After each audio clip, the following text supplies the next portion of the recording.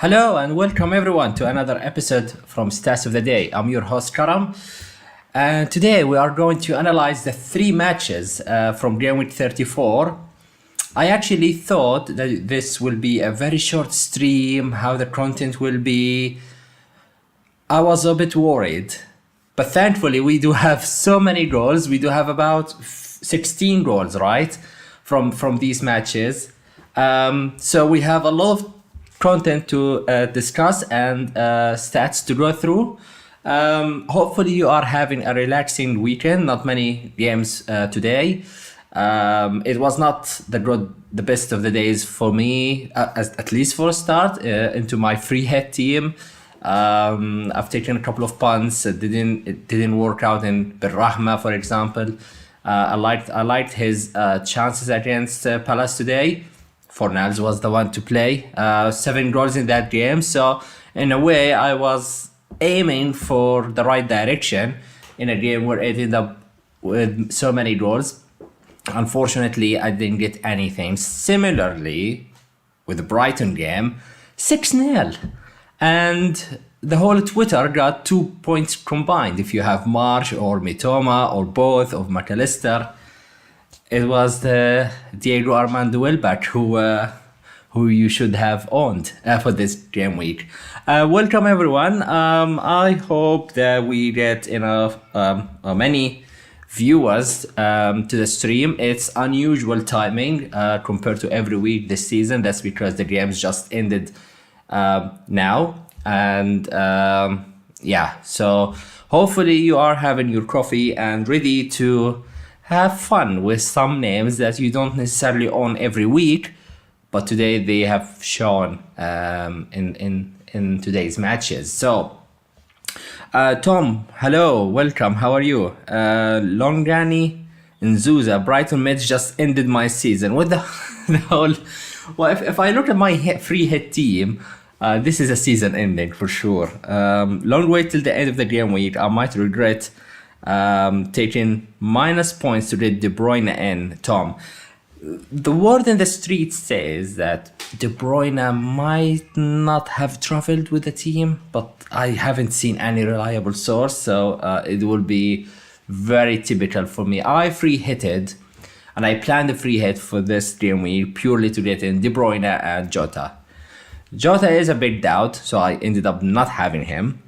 And De Bruyne might miss a game, and it will be bizarre. So we don't know for sure, right, Tom? So we have to wait until the game tomorrow, and then we will know the truth of these rumors. All right, so let's have a look at the games. We do have 3 games with so many goals and names to look at. So let's take a look. Okay, so the first game we have 7 goals, the second game we have 3 goals, and the third we have 6 goals. Normally we get 16 goals from 6 to 7 matches every week. Today we got them from 3, so yeah, let's take a look. I'm sure if you look at the list here, not many, not even a few you do have in your team unless you are free hitting. So kind of interesting. Let's have fun with these names. If you are on a free hit and you manage to pick up 1 or 2 of those, I mean, Tony and Stupinian, arguably the most owned players, in which I don't own Stupinian for a few weeks already, and I sold Tony on the free hit. So thumbs up. Free hit is working out really well. Right. So let's start. Crystal Palace and West Ham 4-3. 3 home wins. That's important to note for today. So in this stage of the season where teams are playing either for Europe or relegation or nothing basically, home teams do generally tend to perform better. So it's not an essential criteria to look at these teams when you pick the FPL asset, but it's something that kind of a pattern from previous seasons. Palace 4 goals spread it over Eze, Schlopp, Zaha. Each of them have scored a goal, and Eze has managed the highest XGI from the match with XGI of 1. Important to note that he took the penalty while Zaha was on the pitch, and when I looked at it, it was like he was the one who won the penalty. So I'm not sure if he is the penalty taker for Palace, or they are doing the win it take it policy. So it's interesting. I mean, Olise has got an assist as well, and I free hit him out. So that changed things. I might not keep Olise for the next few weeks. If anything, I might. I don't like switching to Eze, but if I don't have both, or any of them, I would consider Eze over Olise now, purely because of this penalty taking possibility. So interesting. Zaha came back from injury with a goal, XGI of 0.5. Schlupp has also managed the highest goal attempts from this match, and a total XGI of 0.59. From West Ham, Antonio with a total of 0.76 XGI, and he managed to score the goal. Aguerd, a goal from an XGI of 0.73. Many have gone for Zuma, who went off injured really early on, but it was really about Souček. If you were looking for any midfielder to punt on a free hit, it turned out to be Souček was the one. A goal and 2 assists from a total XGI of 0.36. It's a huge difference between the actual and the expected numbers. If you look at the assist he's got, it was his goal is from a set piece, a rebound from a defender, or was it another player, and then he smashed it into the net. And one of his assists was a flick from his head coming from a corner. So it didn't really have much of an expected assist data, but it was converted into a goal. So I actually both for Antonio's goal as well, it was his assist. So yeah, not high numbers, but at the end of the day, it's what Souček does best, the set pieces. And probably I missed this data that Palace are very bad from set pieces. So we missed that one. Brentford against Tottenham Forest, one of the most interesting games in the drama from the three matches today. The other two had so many goals. But this Brentford Forest was really crucial, especially for Forest to get a point or even the 3 points. They scored through Danilo, total XGI of 0.53 for Forest. For Brentford, they came through by Tony and Joshua Da Silva. Tony has scored his goal from an XGI of 0.14. So it was not really a great game from Tony, but he still managed to get his goal for this game. Damsgaard has had the highest XGI from Brentford without making a return, an attacking return. His total XGI was 0.92.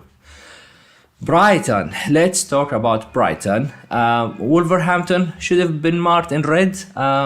It's a small mistake here in the graphics.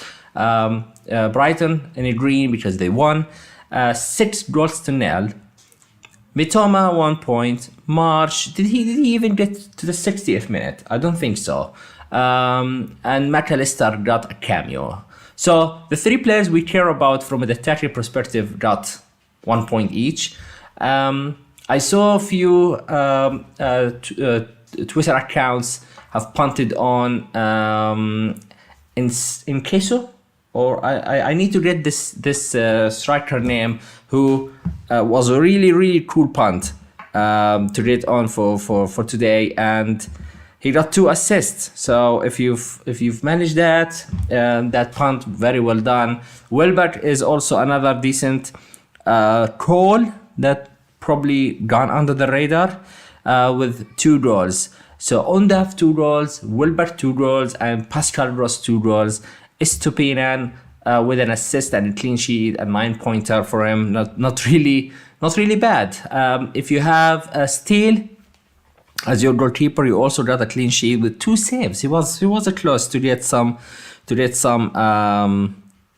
save points.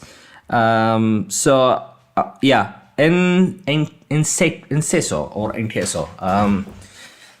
I'm not sure how to pronounce it properly. That's the name of the striker I was looking for. He got 2 assists, 4.6 million. So if you bought him as an enabler, that's awesome call. He is only owned by 1.2% overall in the game. So wow, if you got him. Wolverhampton. I looked through the list. There's nothing to cheer about for Wolves players. Neto is the only one who put something, an XGI of 0.27, but that's the case for Wolverhampton this season. We haven't seen standout options throughout the whole season to go for. So unfortunately, it's a no-go. Brighton remains really strong, really attacking. 6 goals, wow. I'm hoping for something similar from our players against Man United midweek. So Brighton looking very, very strong. So yeah, here we have Heather. Bought in Seso on the wild card. He's on my bench now. I was like, yes, you got him. In the first bit of your comment, and then he's on your bench. Hopefully, somehow, I don't know if you have De Bruyne. I wouldn't like it for myself that De Bruyne misses out, but it would be a really cool thing for you if he misses out completely and Enciso comes in off the bench. Tom, crazy result with the Brighton. Wolves used to have a decent defense, couldn't cope with the Brighton switch ups. Absolutely. I don't think that Wolves have been good defensively either this season overall. Yes, they had this reputation over the last few seasons. This season, it was not really for them. So, right. Yeah, let's take a look at the stats from each position and have a look at the stats slightly, goal attempts, the chances created. So let's start, and the saves as well for goalkeeper. So let's start with them. Right, the only goalkeeper who had an XG prevented N plus was Steele. He made 2 saves. I don't think he was bothered too much overall this game. An XG prevented of 0.1 plus. So Wolves didn't really create much of a danger against them. Navas, he made 6 saves and total XG prevented of minus 0.1. So almost got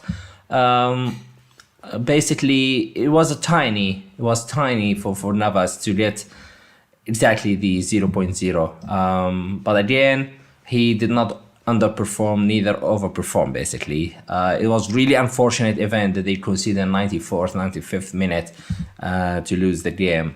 Raya, I'm sure he's still out there in many teams, making 2 saves, so not even a save point, and a total XG prevented of minus 0.3. So not much. When it's about 0, then it's neither overperforming or underperforming. It's really a focus for me when it's near the minus or +1 and higher, or lower than -1. Then we're talking about high overperformance or high underperformance. We take a look at Fabianski, for example, a minus 0.7 XG prevented, so he shouldn't have conceded that many goals for this game. He made only 2 saves and conceded 3 big chances as well. Not only him, of course, the whole defense in general. Johnston has made only 1 save and an XG prevented of minus 1.3, and the worst in terms of XG prevented for this game week so far is, of course, Jose Sa. Although making 2 saves, his team conceded 5 big chances and a total XG prevented of minus 1.9. So mathematically speaking, he conceded about 2 more goals than he should have. So there is that. All right. So, with that being said, let's take a look at the defenders. So, because we are focusing on 6 teams today, not many of those names you will own every game week, but it's nice to see Stupinan up in the list, delivering 3 chances created, XGI of 0.6, and delivering the assist for today. However, if you noticed, most of his involvement for Stupinan were through the attacking, through the goal attempts. His XG was 0.47. His expected assist is only 0.13. So it's interesting that he got an attacking returns in assists, but he didn't get in goals, while he was mostly involved in trying and get a goal for today. Agard was top of the list with an XGI of 0.73, all of it coming in from his attacking, from his expected goal potential, with 1 shot on target and scoring his goal. Down the list, not much really. It's really big gap down between these two and the rest of the defenders for today. Guihi, Dank, Veltman, who went off injured after 65 minutes, and Anderson, who I believe he scored one of the own goals, right? He scored an own goal today. So this stat, of course, does not involve the own goal chance. It's on the right direction. Right, so let's take a look at the midfielders. Eze, as we mentioned, was top of the Palace match, and for the 3 matches, if you combine them together, his expected goal involvement was 1.01, almost 1 goal. Most of it coming in from the penalty, because you account for a 0.75 expected goal penalty. So Damsgaard is arguably the highest in terms of expected goal non-penalty of 0.92 without getting a return. Pascal Gross comes next with 3 goal attempts and XGI of 0.7. If you look at the goal attempts, the highest for today was a Schlopp, but the XGI was kind of lower, lower than Pascal Gross with 0.59. And looking at down the list, Danilo, Zaha, Soucek, and really McAllister comes at the end of the top 8 list, with 0.32, which is all right. Given that he came on off the bench and delivering expected goal involvement of 0.3, that's still more than many midfielders who played full 90 minutes today. So not really bad for McAllister, but it's still disappointing to see him benched, although it was kind of expected, right? Playing 120 minutes in the cup, 90 minutes last game against Forest, and now they have a double game week. So while it hurts, it made sense to give some of the players a rest for this game, and hopefully they will be back and ready for Man United game. Although the players who played today played really well, so I'm interested to see next midweek what choices Brighton will have against Man United. Next are the forwards.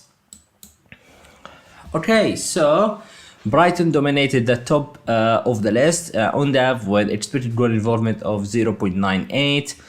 3 goal attempts, 2 shots on target. Welbeck with the highest goal attempts for today, 5 goal attempts, 3 shots on target, and expected goal involvement of 0.82. Out of the 3 shots on target, he managed to get 2 of them in goals. Antonio, 2 goal attempts and expected goal involvement of 0.76. Buemo, Johnson, Enceso or Enceso. I'll just go with Enceso until it's proven otherwise. He got two goal attempts. He had 2 assists from an expected assist of 0.08. So it's a huge overperformance, no doubt about that. But it's still at 4.6. It's a great return. You will take it and run for sure if you have him. And finally, Tony, 7.5 million, 1 goal attempt, 1 shot on target. It was the goal. clinical, to the point. I think he ended up with 8 points overall, unless it changed after the Brentford second goal. So if your player does almost nothing during the game and he gets away with 8 or 9 or 7 points, that's absolutely gold, right? So yeah, Tony looks like he will end up on 7 points after all. The Silva will get the 3 along with Danilo. So 7 points is really decent in a game week like today. So okay, so that's it. We managed to get it to 24 minutes. So given that it's only 3 games, I think that's pretty good. So I'm gonna take a look at the comment section, see what you guys are thinking. Okay, Tom hopes that Martinelli does well. I mean, yeah, he's very differential to those on the free hit this week, right? I have Martinelli, I don't have him for this week, so I expect the opposite, of course, but given how things are going for free hitters, I won't be surprised. Salah captain this week. It's interesting. I've seen few teams are going with Salah over Haaland, so it could really play out really nicely if Salah manages to explode this game week. Looking down as well, no KDB. Heather thinks that there is no KDB. We will see. We will see tomorrow. Tom says not sure how Marsh has got only 1 point. I haven't actually watched Marsh highlights. Was he involved and he was unlucky, or he wasn't at all? Because when I looked at the stats, he was nowhere near the numbers along with Brighton players, Undav, Welbeck and so. And when it was like 4-5-0, I was counting every minute that maybe now Marsh will be subbed on, because it doesn't make sense to let him play longer in a sealed game. So yeah, 55 minutes, not ideal, but again, it was due to happen. If your team is up 4-0 or 5-0, and you have a player who played over 200 minutes in 7 days, so it's unfortunate indeed. I have Marsh in my original team, not in the free hit team. So Ben Rahma and Marsh have matched each other in 1 point. So not the biggest deal from my side. All right, so I think that's it, guys. Thank you very much for joining in. I appreciate it's much earlier stream than usual, and I appreciate that it's only 3 games to cover, but we had a lot of goals, so work was work to get these data up to you and chat with you about them. So with that being said, I hope you enjoy the rest of the weekend, and I will be checking with you all next game week. Until then, take care everyone. Peace.